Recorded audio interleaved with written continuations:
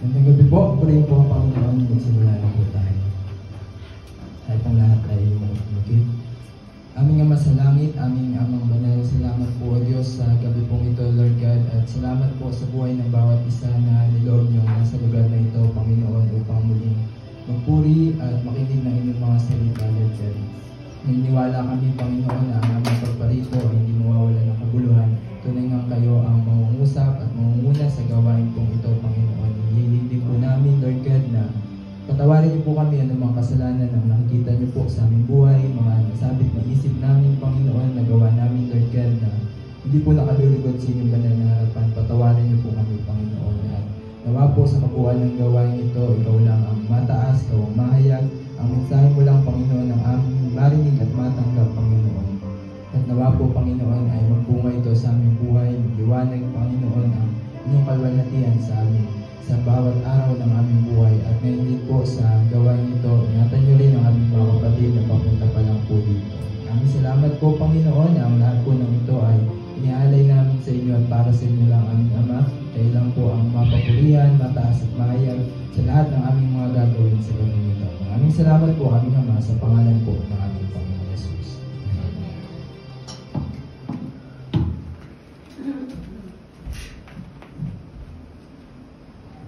Praise God. Sa mapagpalang gabi po sa ating lahat. Handa na po ba tayo magpuri sa ating Diyos? Amen! Isang malakas na palakpak po para sa ating mapagpiyayang Panginoon. Hallelujah!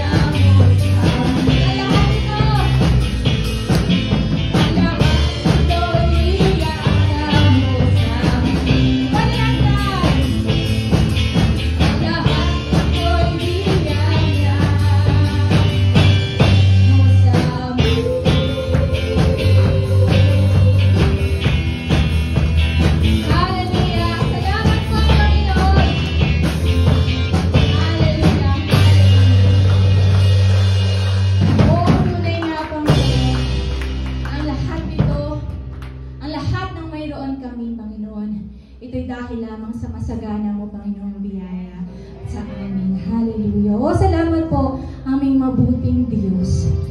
Hallelujah. Hallelujah.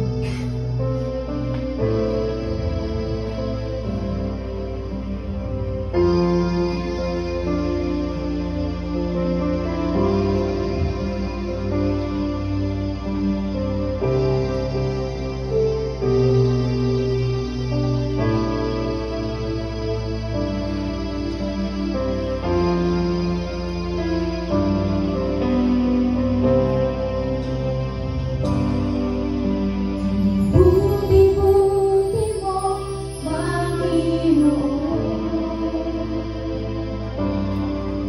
sa lahat ng oras, sa bawat aras, ika'y laging tawag kung magmahal. Ang iyong awaan ay magpapalaman. Isang tawag. Buti-buti mo, Panginoon,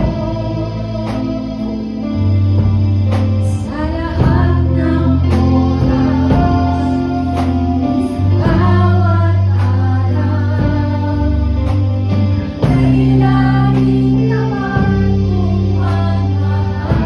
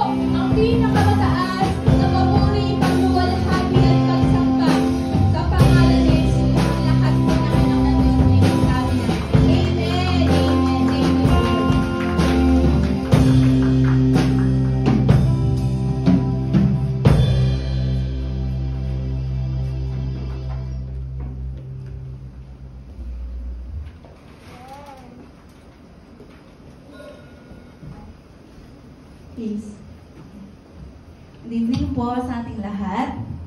Ang ganda po ng ating inawit. Mabuti ang Diyos. Ano po? At tayo po'y lubos na pinagpala dahil meron po tayong mabuting Diyos sa buhay natin. And kung ma-imagine ang buhay na wala ang Panginoon. Amen po. Yan. So tayo na po ay tutuloy sa ating pong sa salita ng Diyos.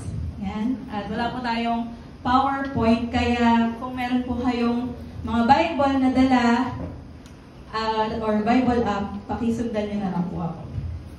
Yan. Sige po, tayo po muna ay mananalangin. Hallelujah. Hallelujah, hallelujah. Salamat, Panginoon, sa iyong kabutihan sa amin. Tunay nga, Ama, na napakasarap damhin ang presensya mo. Napakasarap alalahanin ang mga himala mo po sa buhay namin sa bawat araw. Maliit o malaki para sa amin, Panginoon, ngunit ito'y mahalaga, Panginoon, at na-appreciate po ng bawat isa sa amin. Thank you, Lord, sa gabi na to. At alam namin ang iyong mga salita ang siyang patuloy na magpapalakas po sa bawat isa. Ang iyong salita ang patuloy na magbibigay sa amin ng karunungan upang sa aming paglakad sa mundong ito, Panginoon, ay maparangalan ka namin. Ako po na yung pagdadaluyan lamang ng iyong salita, iyo pong gamitin ang naayon po sa iyo pong layunin sa gabi na ito, at ako po'y mababa, ikaw lamang po maitaas. Purihin ka, Ama, sa iyo lahat ng papuri at kaluwalhatian sa pangalan ni Jesus. Amen. Yan. So, ang title po ng topic natin ngayong gabi ay may pamagat na On to the Next Level. Yan. On to the next level. So, ang ibig sabihin po nito, level up, madaling salita, pinaganda lang na po. Ang ibig sabihin po nito is progressing or advancing to another level of growth or performance. Sabihin, tayo po ay lalakad sa panibago at mas mataas na paglago. Either personal na buhay po natin, professional, yung mga trabaho po natin, or business, or syempre, higit na mahalaga, ang ating spiritual na paglakad. So, on to the next level, kumbaga, kung level 1, level 2, level 3, gano'n. So, mas mataas, di po ba? Sino ba naman ang gusto ng basic lang? No, madalas na natin marinig. Ako po, ayoko ng basic lang kasi nakakabagot. At tayo pong lahat na po ay tinawag para sa paglago. Naniniwala po ba kayo doon? Pag di ba tayo naniniwala, hindi ko na po ito ituturo. Na po, dapat tayo po'y naniniwala na we are meant for more. We are meant to grow na po sa buhay natin.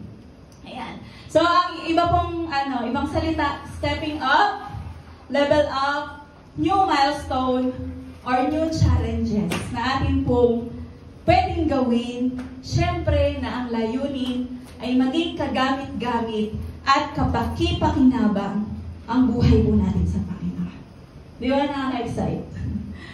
Siyempre, kapag may bago, parang nakaka-excite. Bagong promotion, bagong paglilingkod, di ba? Bagong lugar na pupuntahan, nakaka-excite. And parang ganun po yung topic natin, on to the next level. Sabi po sa awit 92:12-13, samahan niyo po akong basahin. Tulad ng palmera, ang taong matuwid, tatatag ang buhay. Cedar ang kagaya, kahoy sa Lebanon, lalagong malabay. Mga punong natanim sa tahanan ni Yahweh, sa templo ng ating Diyos, bunga nila'y darami. Ayan. Sabi po dyan, taong matuwid. At ang taong matuwid ay anak ng Diyos. Amen? Tayo po anak ng Diyos. Amen. Kala ko hindi. At tayo'y taong matutuwid. Tinuwid ang ating pong buhay ng Panginoon. Tatlong bagay po nakita ko dyan. Yan. Dahan-dahanin natin ang akong PowerPoint. Number 1, ang taong matuwid, ikaw kapatid, ay number 1, tatatag ang buhay. O sa English po, nilagyan ko siya ng English, stability.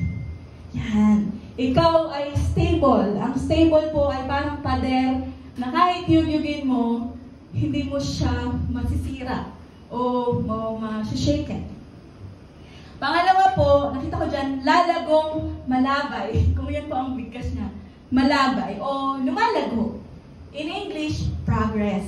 No po? Hindi lang siya maliit na halaman, syempre, tumataas siya. Nagpo-progress. Hindi lang siya, kuwari sa manlalaro, hindi lang siya bangko. Minsan, sasalang na siya kuwari sa basketball po.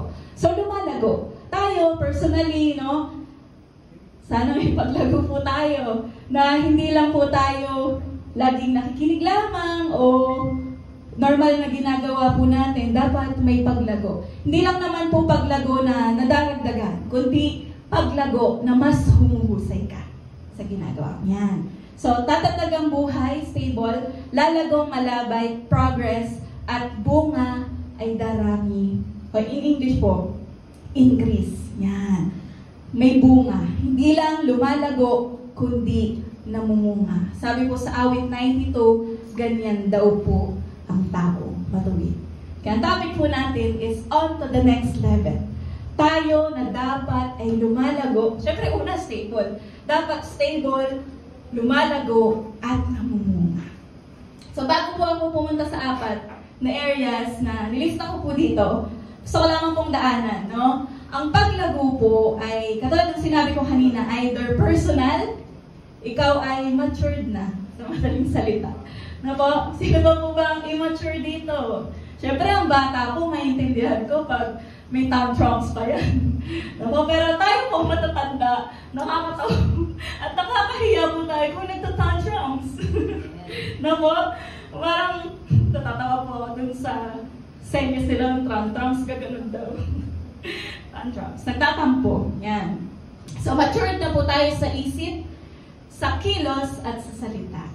Now, kilala natin ng isang taong mature. Makikilala po natin sila. Professional or in business, no? Dati, masipag lang, ngayon, mas masipag ka na. Dati, ka lang, yung tawag dito, hardworking, pero ngayon, you have the new level of hard work and dedication. Talagang seryoso ka na sa pagtatrabaho. No? Hindi na kunwari ang nagsisipag-sipagan. Ngayon, masipag ka na. Kahit sa school, no? Dati, papanggap lang. Pero ngayon, nag-level up ka na. Seryoso ka na sa pag-aaral. Dati mayroon po akong kilala, nung high school daw siya, basta.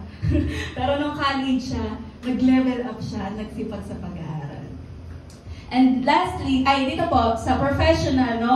From a simple projects to a complex one. So, ganun po yung topic natin. And then, syempre, yung very obvious na promote ka. From staff to manager. From employee to business owner. Paglago. Ayan. So, syempre, lastly, kung may personal, may professional, syempre po, may spiritual. Yan. Syempre, dapat tayo po ng mga anak ng Diyos, dapat lumalago po tayo sa pagkakilala sa Panginoon. Kung dati, no, parang baby Christian po tayo, dapat ngayon mas higit na kilala na natin ng Lord. Sige nga po, tanongin ko po kayo, sarili nyo na lang po isang sagot nyo. Ilang taon na akong nakikinig ng salita ng Diyos? Na po, mga 10 years, 5 years, 20 years. So, dapat po, nasa maturity level na po tayo. Yan. Sabi po dito, we grow in faith and service to the Lord. Lumalago po tayo sa paglilingkod. We grow our love for the Lord and for the people. Na po. Kasi po, habang minamahal natin ng Diyos, mas natututunan po natin mahalin ang ating kapwa. Amen? So, doon na po tayo sa 4 areas. Dinaanan ko lang po yung aspects ng buhay natin na pwede po tayong lumago. Yan. So, may 4 lang po ito. Actually, acronym po siya ng 4. F-O-U-R.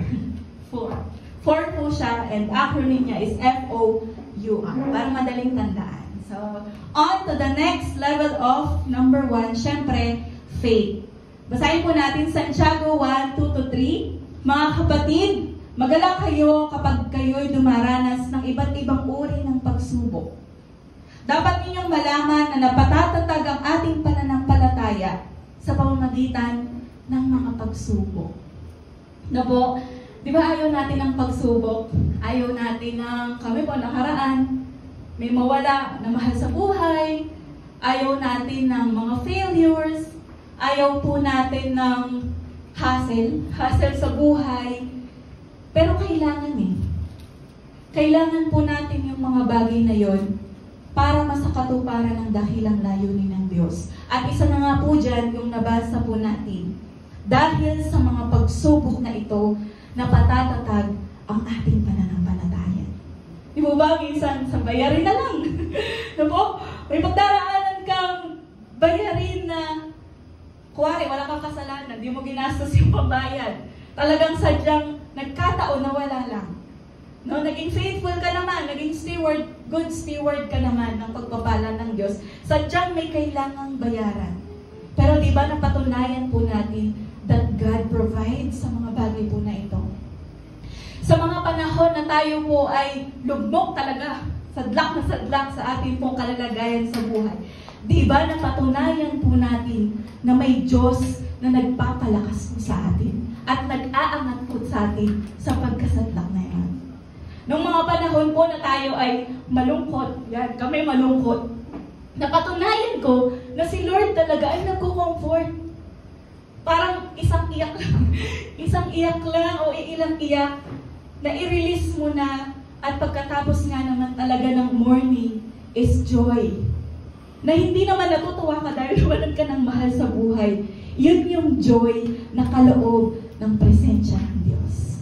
No? Kaya okay lang. Hindi naman okay. Kaya magpasakop po tayo sa kalooban ng Diyos sa mga bagay na to. Kasi kailangan po natin siya.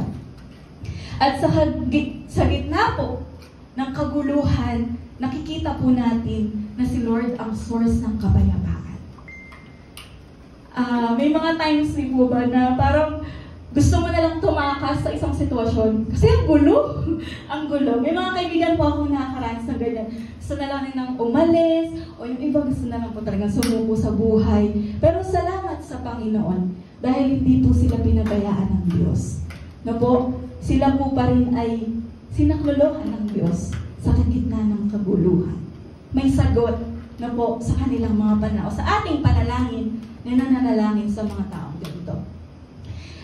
On to the next level of faith din po ay parang yung, di ba, nag-school po yung iba sa atin. Parang, di ba, dati theory lang yung alam natin. At sinasabi nila na ang theory daw, po, accounting, yung accounting theory, ibang-iba sa accounting application. So, totoo nga po, no? Yung iba, yung nalalaman mo lang na nababasa mo, iba pag ikaw na yung gumagawa. Try kaya natin yung iba. No po? Diba? Yung ibang mga sitwasyon dito sa Bible, parang nangyari to kay ganito nangyari to kay Joseph parang pinagtulungan din ako yung mga ganun po. So, dati alam mo lang pero ngayon nararanasan mo na. So, hindi lang theory ang alam natin. Nagmamature na po tayo na experience na po natin first hand ang mga salita ng Panginoon. Sabi po sa note ko dito, dati, yung mga basic beliefs po natin become more mature, tested, nasubukan, and refined. Ang na-filter po natin na ano ang nakaayon sa salita ng Diyos. At alam naman po natin na masarap lumalago kay Lord. Amen? Masarap ang maraming nalalaman about sa mga katwiran ng Panginoon. At alam din po natin, lastly, sa faith, alam na natin ngayon na hindi po talaga natin kontrolado ang lahat ng bagay. Amen? So dati parang pinipilit pa natin yung gusto nating mangyari. Pero ngayon, hindi talaga Ang Diyos lamang ang may control ng lahat. Kaya marirealize po natin, God controls everything. Kaya dapat nagsasubmit po tayo sa authority ng ating Panginoon. And by that time, na na-realize na po natin yun, we grow in faith. Tayo po yung lumalago na. At mayroon na po tayong pag-angat sa ating pong pananampalataya sa Panginoon. Yan, number 1 po yan. Number 2, yan, on to the next level of obedience. Pagsunod na po. Sabi po sa Joshua 1:7-8, shortcutin na lang po natin. Sabi po ng Panginoon kay Joshua, sundin mong mabuti ang lahat ng kautusan na ibinigay sa iyo ng lingkod kong si Moises. Sabi niya, huwag mong kakalimutan para magtagumpay ka sa lahat ng ginagawa mo. At sabi po dito, kung gagawin mo ito, uunlad ka at magtatagumpay. No po, kilala po natin si Joshua. Talagang challenging ang role niya. No? Mula sa isang tagasunod lamang ni Moises, or sige, one of the leaders, associate, gano'n. Siya yung pumalit. Gano'n na lang po yung pressure ng taong to.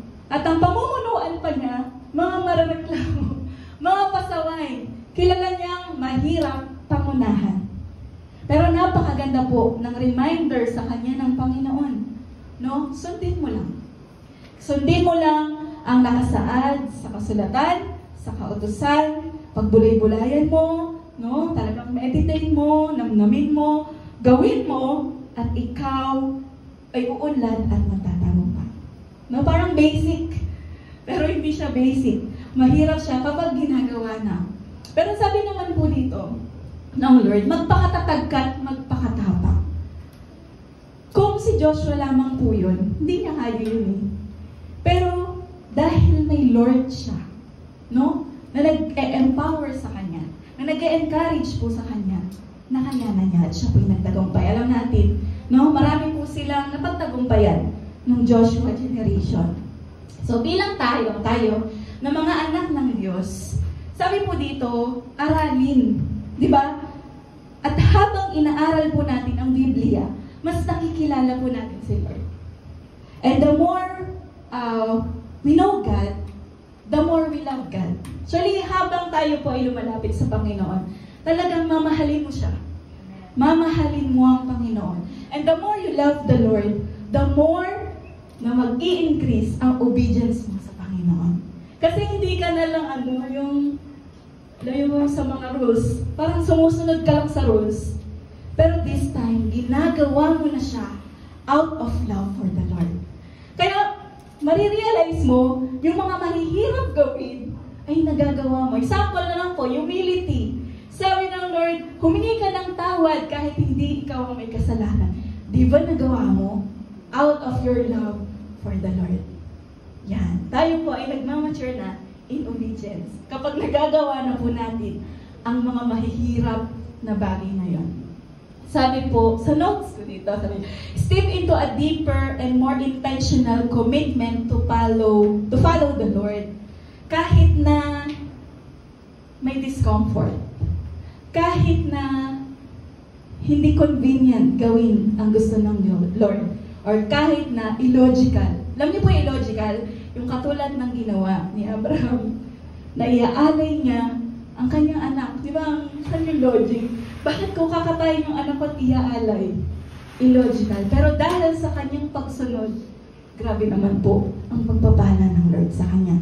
Dahil sabi nga po dun sa teksto natin sa kanya, kanina, kung tayo po ay susunod sa Panginoon, gagawin ang kanyang mga tuntunin, uunlad ka at magtatagumpay. No? There is always a blessing in obedience. Lagi niyo po yung tatandaan. Kahit na ayaw mo ng blessing, may blessing ka. Kapag ikaw ay sumunod kay Lord, ako gusto ko ng blessing. Na po, there is always a blessing in obedience. Tandaan po natin yan. Dahil hindi man required na tayo pagpalain ng Lord o dapat pagpalain. Pero, di ba parang magulang sa anak? Kapag natuwa po kayo sa mga anak nyo, may pasalubong, may pagpapala. So, parang si Lord, no, na ating Ama sa langit, there is always a blessing in obedience. Lalo na kung mahirap ang kanyang pinagagawa. No? Lalo na po kung talagang pipilitin mong masunod ang Panginoon.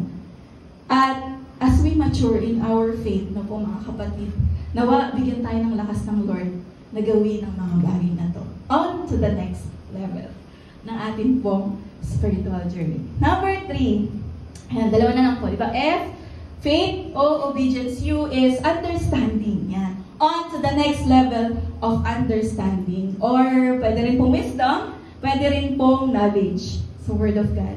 Sabi po sa Hebrews 5:13-14, ang sanggol pa ay nabubuhay sa gatas at kulang pa ang kaalaman sa salita ng katuwiran.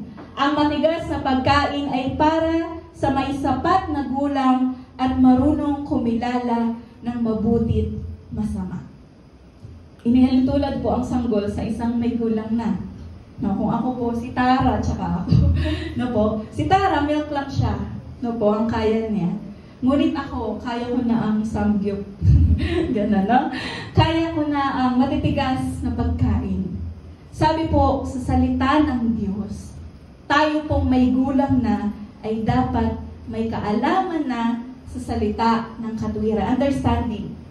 For me, hindi lang siya kaalaman, kaunawaan sa salita ng katuwiran. So, habang tayo po ay pumapalaot sa ating spiritual na buhay, marami na po sana tayong natutunan sa ating pong paglalakbay. Marami na po ba? Lumawak na po ba ang ating pangunawa na, kaya pala, dati tantrums ka pa. Hindi na lang ito. Dati nagtatampo ka pa kay Lord. Pero ngayon, okay. Alam mo na, ikaw nagtatampo, no? At mas lumalawak po ang kaunawaan natin sa karakter ng Diyos, sa kanyang katuwiran at kabanalan. At naunawaan na din po natin, ba't kaya nangyayari yung mga bagay na to? No, hindi ka na agad nagre-react. Medyo ka na, kalmado ka na. Ganun. Kalmado na po tayo because we know that God is in control. Yan, tayo po ay nagmamature na. No? At under po dito is wisdom over assumptions. Ayan, wisdom, mahalaga po ito. Wisdom over assumptions. Kasi po, ang ingay sa earth. No, kaya po ako nag-deactivate ng Facebook. Naingayan po ako. And wisdom over assumptions na bago ka mag-jump into conclusion, atin po munang unawain at pag-aralan ang mga bagay-bagay upang hindi po tayo makapangmusga. No, at upang din maintindihan po natin, understanding, maintindihan po natin ang mga tao sa paligid natin. Amen? So, wisdom over assumptions. Ang under po nito. At isa pa po, sabi sa huli, marunong nang kumilala ng mabutit masama. No, marunong ka ng, hindi po ito yung basic no? Alam na natin na masamang pumatay, masamang magsinungaling, pero iba na po ito. Ito yung spiritual discernment na. Yan. Diba ba, habang lumalago po tayo sa Panginoon, nadidiscern mo na, itong taong to mukhang may sama ng loob. Kasi puro sama ng loob yung nilalabas ng bibig, gano'n. Sinasabi. So, marunong na po tayong kumilala ng mabutit masama. Number 1, dahil po sa biblical truths yan, katotohanan. At pangalawa, dahil po sa banal na spirito na 2 buwan po natin pinag-aralan. So, dapat we are walking in the spirit na po. Sana, 2 buwan po natin itong talagang parang nakabisado ko na nga po yung mga verse, no? Na dapat ay ginagawa po natin. Ayan. So, yun lang po. So, on to the next level of understanding. Ayan. Malawak na po ba yung pangunawa natin? Ayan. Malawak na, no? Lawakan po natin ang pangunawa po natin bilang mga matured Christian. And number 4, lastly, hindi siya on to the next level.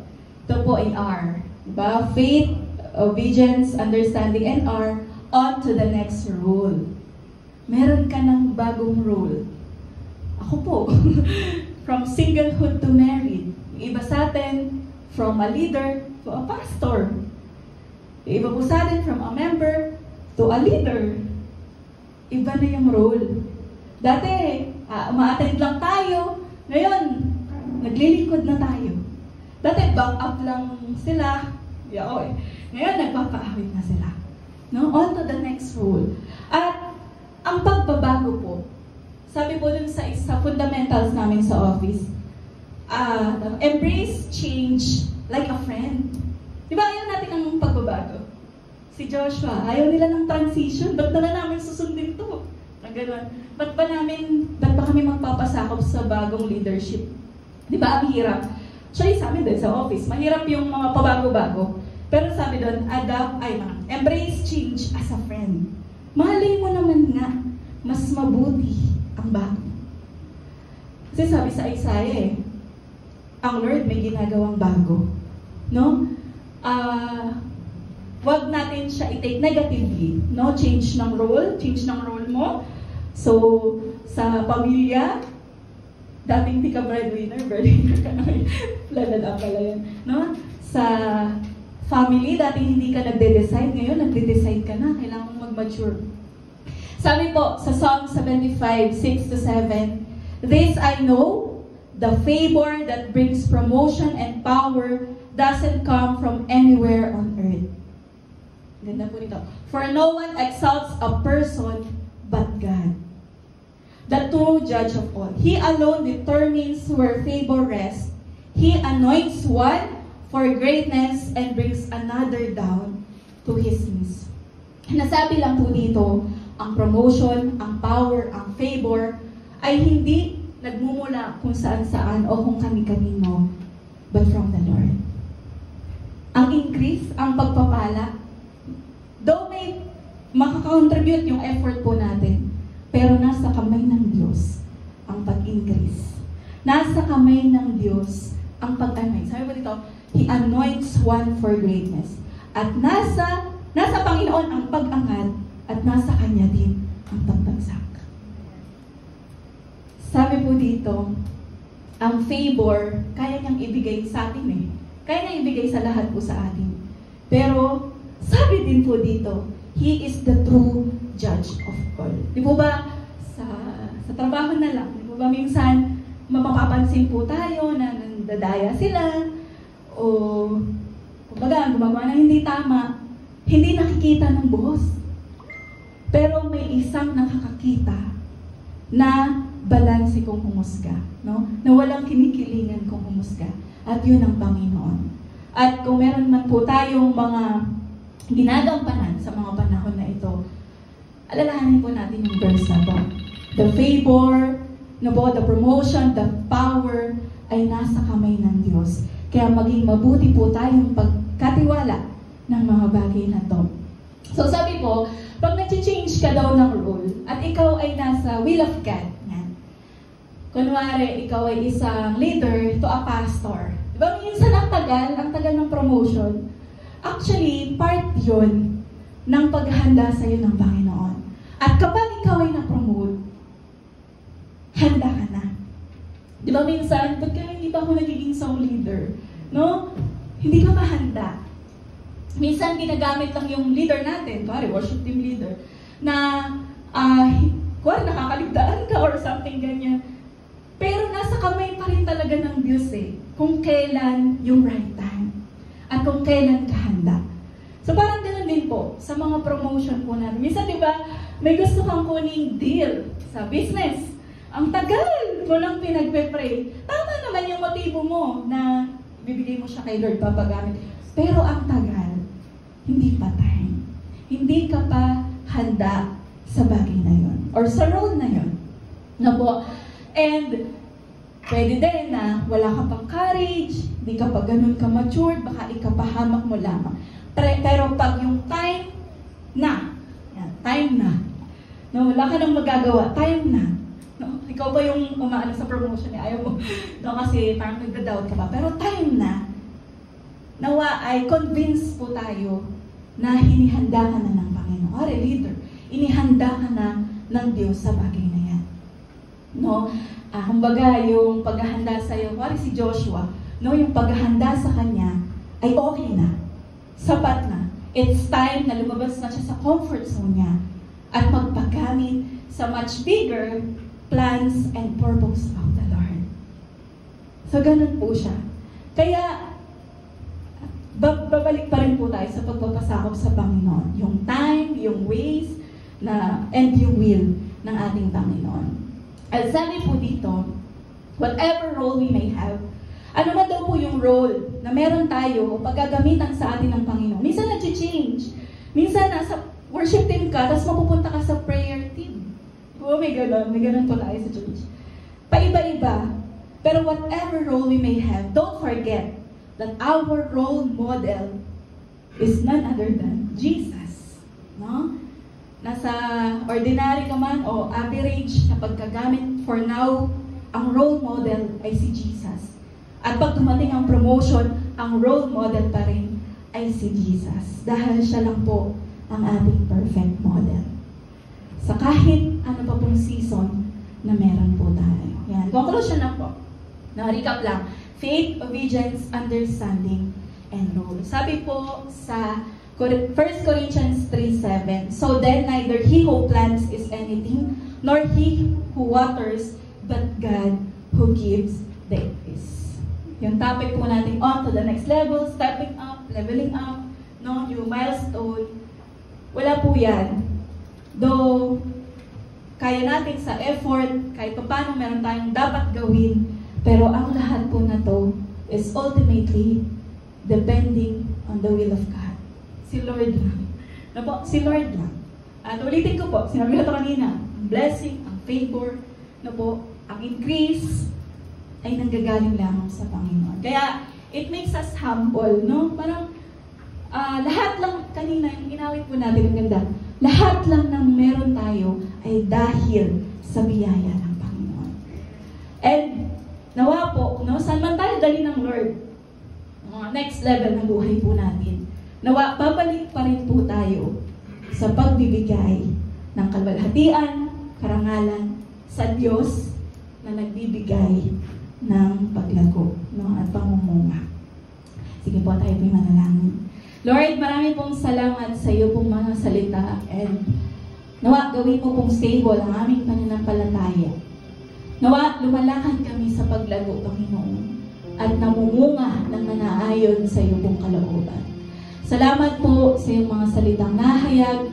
Tunay nga, Panginoon, ang iglesyang ito, ang aking pong mga kapatid, ang aking pong dalangin, ay dagdagan mo ng dagdagan ng aming pong pananampalataya, ang aming pagsunod, ng aming pagkaunawa, at mga bagay na paggamit mo po sa buhay namin.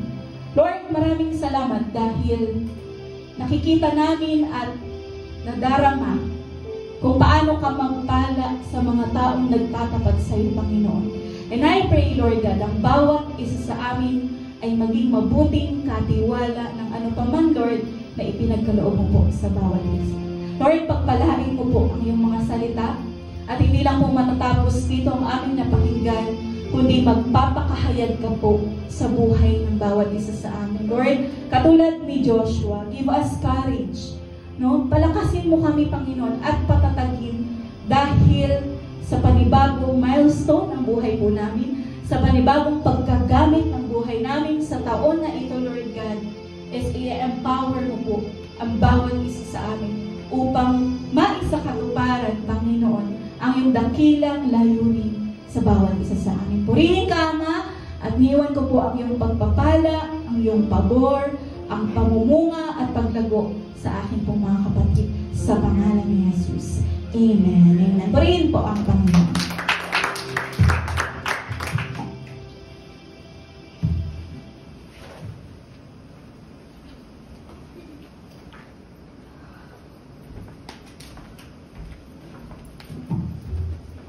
Purihin ng Diyos, maturity.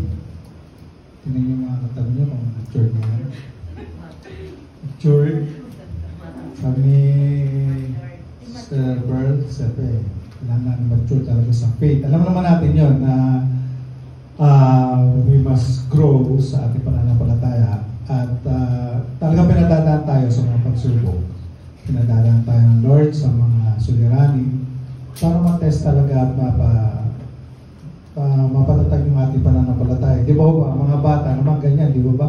Kung minsan, hayaan mo silang maliit pa lang, hayaan mo silang tumakbo sa'yo. Lapit-lapit. Pero hanggang, nag-i-stumble sila, tumatayo sila. Kasi siyempre, nandun, nakikita naman nila din, pag sila nabuhay, tinatayo mo sila. Di ba? Inalalayo mo sila. And then, under such time, sige, hayaan mo na sila, makikita ka nila. Yung pipilitin pa nilang tumayo. So, andun na nag-grow yung kanilang faith sa'yo dahil nakikita nila nandun ka. So, natinutulungan mo sila.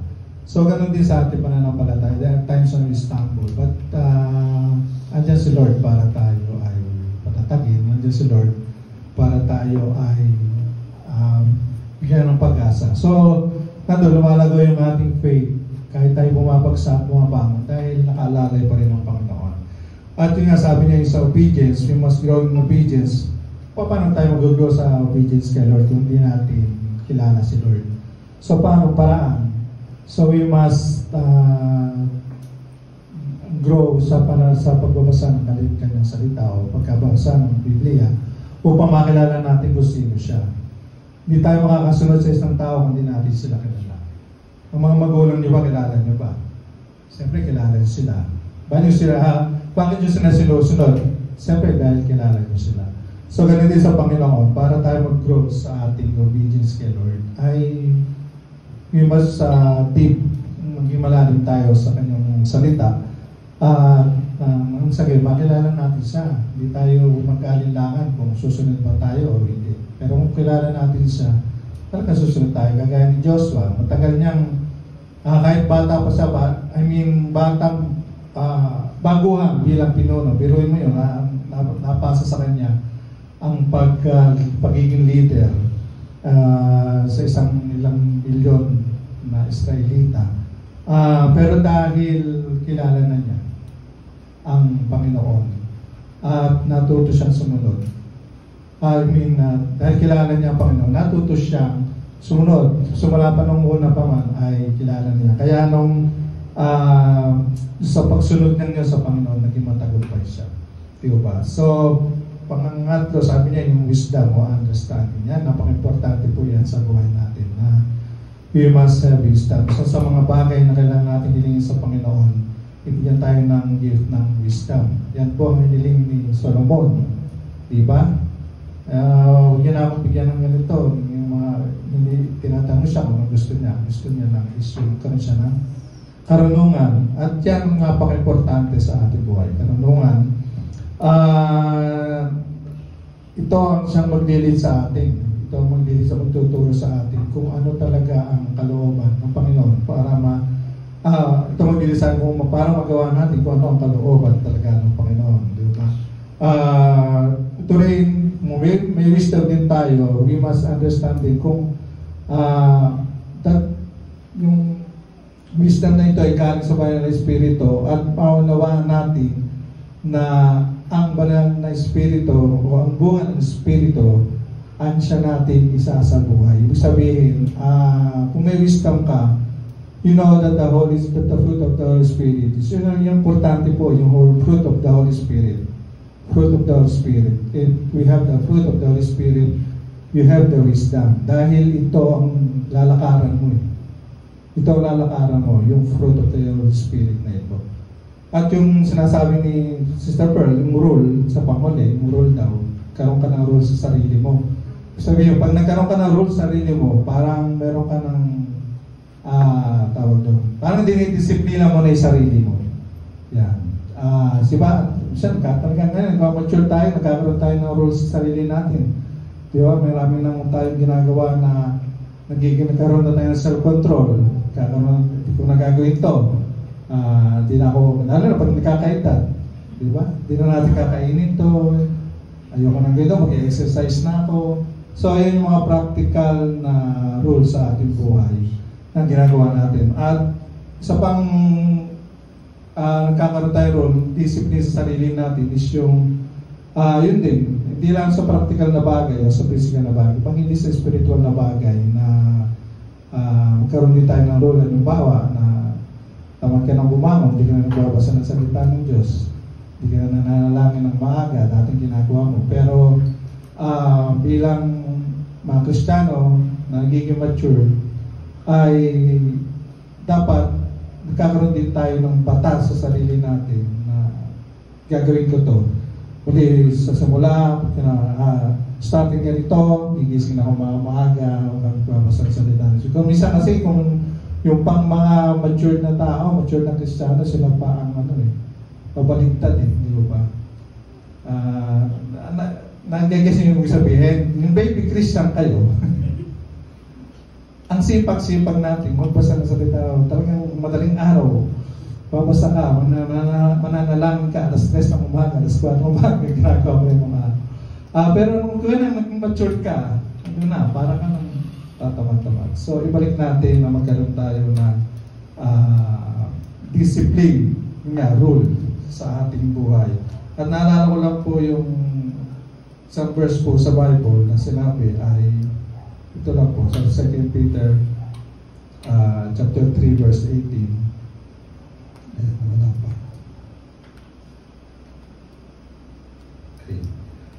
Sorry. Ang sabi po doon ay we must grow in the grace of God and in the knowledge. Ayan. So, patuloy kayo lumago sa kagandahang loob ng ating Panginoon at tagapagligtas na si Jesucristo sa pagkakilala sa Kanya, sa Kanya kalwalhatian ngayon magpakailaman.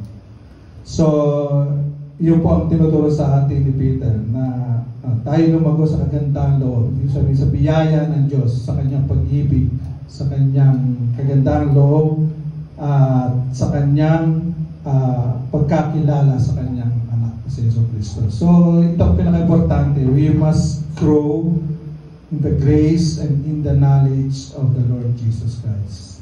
Nagigets yung ibig sabihin. Kailangan mag-grow tayo sa pag-ibig ng Panginoon at sa pagkakilala sa Panginoon Jesucristo. Nang sa gayon ay tayo makalakad ng may tawag doon ng may katagumpayan sa buhay natin. So, yun lang po. Salamat po.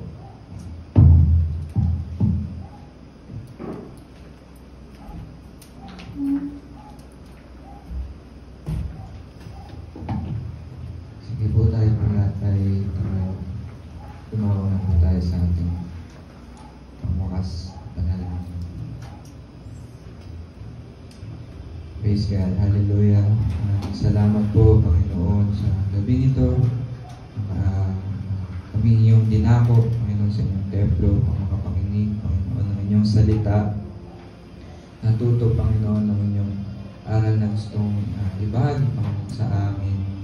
At maraming salamat, Panginoon, sa inyong mga lingkod, Panginoon, na tumayo ngayon dito sa stage, Panginoon. Nagamit mo, Panginoon, ang kanilang buhay upang makapagbahagi, Panginoon, ng inyong salita. At maraming salamat, Panginoon, sa isang linggo na nagdaan, Panginoon, ngayon na kami inyong sinamahan, Panginoon, ingatan, sinubaybayan, Panginoon. At dinadalain ko nga po ang bawat isa sa amin, Panginoon. Continue to guide us, Panginoon. Continue to make us grow, Panginoon, in our spiritual life. Tulungan niyo kaming lumago, Panginoon. Hindi lang magstay sa isang lugar, Panginoon. Tulungan niyo kaming lumakad, Panginoon. Nang sa gayon, habang lumalapit ka sa amin, Panginoon, kami rin ay lumalapit sa inyo. Nadalangin ko, Panginoon, na mag-grow kami, Panginoon, na hindi lang kami na satisfy, Panginoon, na satisfy, Panginoon, na nagsistay, Panginoon, sa isang lugar, Panginoon, na hindi naglilingkod, Panginoon. Tulungan niyo kami nang sa gayon, Panginoon, mas lumago, Panginoon, mas tumibay ang aming relasyon sa inyo. Nang sa gayon, mas makilala ka, Panginoon, namin, mas tumibay at mas maging totoo, Panginoon, ang aming pagsasama sa inyo, Panginoon. Paramdam nyo palagi sa amin ang inyong pagmamahal, Panginoon, inyong gabay. Nang sa gayon, hindi kami malihis, Panginoon, sa landas na gusto nyong aming lakaran, Panginoon. Maraming salamat, Panginoon. At dinadalahan ko ang panibagong linggo, Panginoon. Alam ko na sasamahan nyo kami, Panginoon. Tuloy nyo kami iingatan at gagabayan, Panginoon. Maraming salamat din, Panginoon, sa patuloy na pagmamahal na inyong pinaramdam sa amin. Maraming salamat po sa libing ito. Kaya lamang ang mataas, ang mapapurihan sa pangalan ni Jesus. Amen.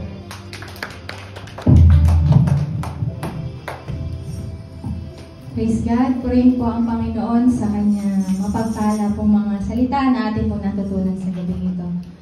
Na, on to the next level. Share ko lang po yung nung naging ko, song leader. Siguro po mga 1 month ako nag-back up. Tapos sabi ni Pastor JB, ako na daw mag-song. Hindi ko makakalimutan yun, ang kanta nun ay buhay ko'y sa'yo lang ilalaan at saka ikaw ay pupurihin. Alam niyo po, ang ginawa ko, iyak lang ako ng iyak. Alam niyo po, puro iyak lang ako ng iyak. Salamat po, Panginoon, sa pagmamahal mo sa akin. Puro ganyan sinasabi ko that time. Tapos, ayun po. Purihin po ang Panginoon. At sabi po nga po sa kanyang salita, sa natutunan po natin kanina, may kalaki po na pagpapala ang pagsunod. Minsan nga po, or madalas, pagka may pinagagawa sa atin ng Holy Spirit, tapos parang ayaw mong gawin, pero pag ginawa mo na siya, ma-amaze ka sa blessing na may nakapalit nun. Di mo ba? Kaya, salamat po sa Panginoon na talagang may blessing po ang pagsunod. Sige po, tayo po muling umawi at magpuli po sa ating Panginoon. Hallelujah!